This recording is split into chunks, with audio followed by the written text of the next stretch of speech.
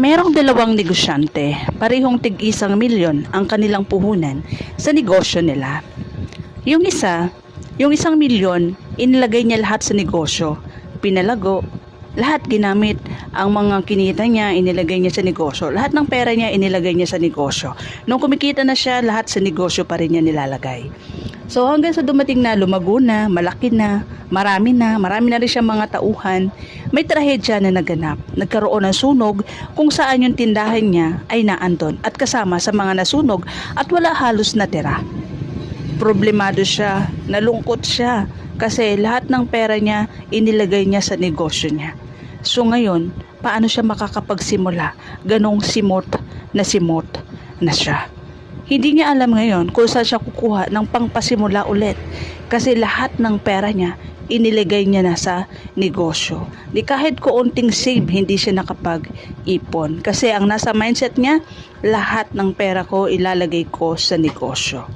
At nagkaroon nga ng sunog, walang natira kahit ano sa kanya.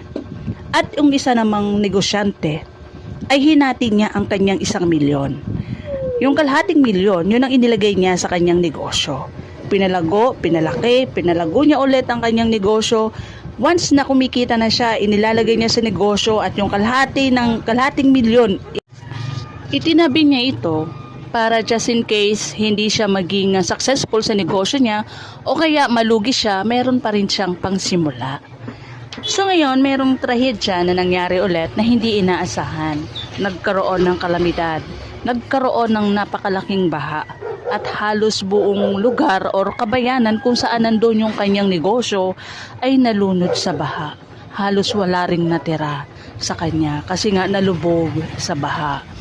So syempre malungkot, masakit man dito sa isang negosyante na to na nawala ang kanyang negosyo at wala ring natira sa kanyang ipinundar na negosyo. Pero meron pa rin siyang madudukot.